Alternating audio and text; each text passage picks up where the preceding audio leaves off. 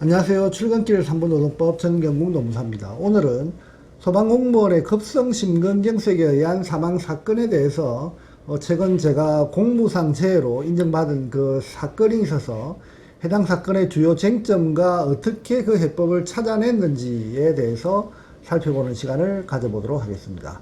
먼저 사건 개요를 설명드리면, 고인은 29년간 소방관 직무를 수행하셨던 분으로 교대 근무 형태 중 3조 2교대 21주기 형태의 교대 근무 형태로 근무하셨던 분입니다. 사망하신 당일은 아침 일찍 운동하러 가던 중 쓰러져서 긴급 후송되었으나 급성심장사로 사망하셨고, 부검 결과 급성심근경색 소견이 확인됐던 분입니다. 사건을 착수할 당시 고민했던 그 몇 가지를 설명드리면, 첫 번째, 발병 전 24시간 이내 그리고 발병 전 1주간 이내 특이점이 없는 상태였다는 점입니다.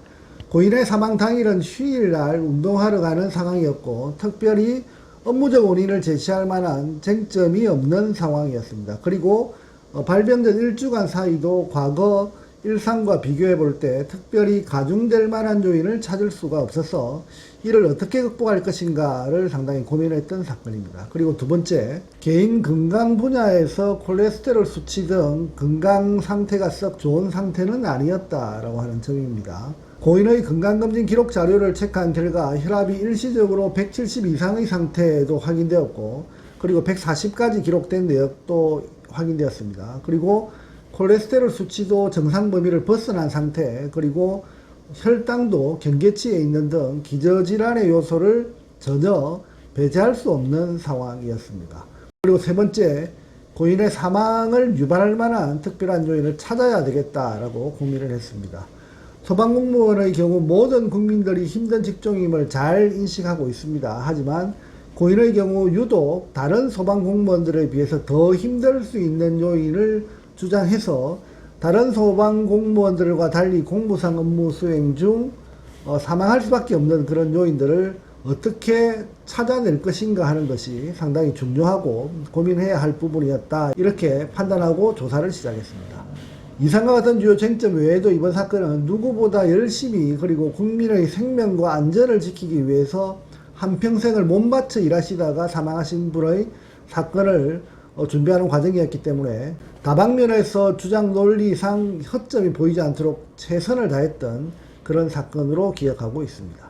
그러면 이상의 주요 쟁점 사항들을 어떻게 풀어나갔는지를 간략히 설명드리면, 첫 번째, 발병 전 24시간 그리고 발병 전 1주간 특이점이 없는 사항을 어떻게 극복했는지에 대해서 설명드려보도록 하겠습니다.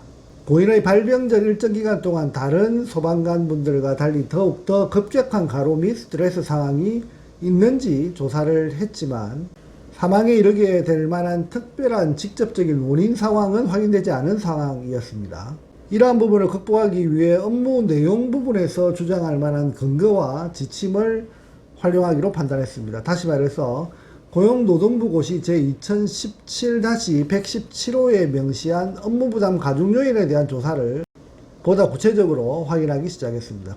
그 결과 소방관 직무가 첫 번째, 근무 일정 예측이 어려운 직무에 해당된다는 점, 그리고 두 번째, 교대제 근무 형태로 인한 업무 부담 요소가 상당히 많다고 하는 점, 그리고 세 번째, 육체적 강도가 높은 업무에 해당된다는 점, 그리고 네 번째, 정신적 긴장이 큰 업무에 해당된다는 점 등을 구체적인 입증 자료를 통해서 충분히 입증했고, 이로 인해서 비록 일정 기간 동안 돌발적인 상황 및 특이 상황이 없다 하더라도 만성적인 업무 부담 요소가 가로사의 주된 원인이 될 수 있음을 주장할 수 있었습니다.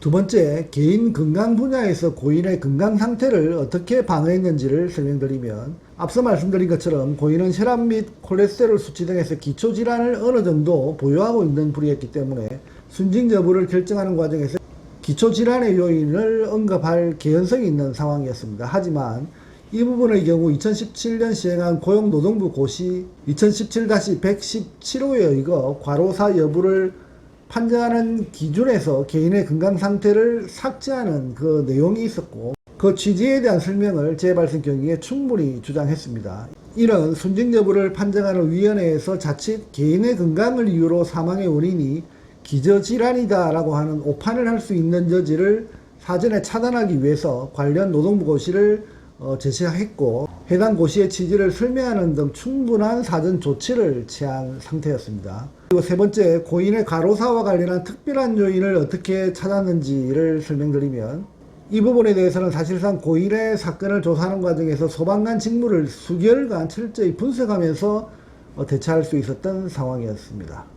근무 형태에 대한 문제점, 그리고 업무 특성에 따른 부담의 정도, 그리고 근무 실태와 관련한 각종 애로사항 청취, 그리고 현재 그동안 언론에서 보도된 각종 소방관 직무의 어려운 상황 등 소방관 직무에 대한 철저한 분석을 통해서 소방관 직무를 수행하는 중 쓰러질 수밖에 없는가에 대한 해답을 찾기 위해서 다방면의 자료를 확보하기 시작했습니다. 그 결과 첫째, 고인이 근무하는 형태인 3조 2교대 21주기 근무 형태가 소방 공무원들 중 가장 선호하지 않는 근무 형태임을 알게 되었고, 그리고 두 번째, 동 근무 형태가 소방 공무원 노조에서 근무 체계 개선으로 폐기하고자 하는 최대 현안 중 하나다라고 하는 사실을 알게 되었습니다. 그리고 세 번째, 또한 최근 5년간 소방공무원 공무상 재신청의 40%가 내시밀관계 질환이다라고 하는 사실을 자료를 통해서 확인했고, 네 번째, 소방공무원의 과로사 비율이 타 직종 공무원들에 비해서 월등히 높다는 사실 또한 확인할 수 있는 그 자료를 확보했습니다. 그리고 다섯 번째, 발병 당시 기온 변화를 추적해서 당시 30도 이상 더운 날씨였다라고 하는 그 날씨의 개연성도 주장했고, 그리고 발병 전 일주일 사이에 야간 근무조에 2회 배치된 사실까지 확인하면서 심근경색의 원인으로 그렇게 주장할 수 있었습니다. 이상과 같은 소방관 직무 전반의 과로사 발생 요인들을 입증한 결과 고인의 사망이 직무와 개연성이 있음을 인정해서 순직공무원으로 최종 판정받게 되었습니다. 소방공무원 과로사 사건을 조사하는 과정에서 소방공무원의 열악한 근무 환경과 동료 근로자 문답 과정에서 느낀 투철한 사명감 등을 저는 조사 과정 내내 체감할 수 있었던 그런 사건입니다. 현재 소방공무원들의 근무 형태는 다양한 방식으로 운영되고 있는데, 그중 3조 2교대 21주기 근무 형태는 사실상 과로사 할 수밖에 없는 그런 사실상 살인적인 근무 형태임을 저는 절감할 수 있었던 사건입니다.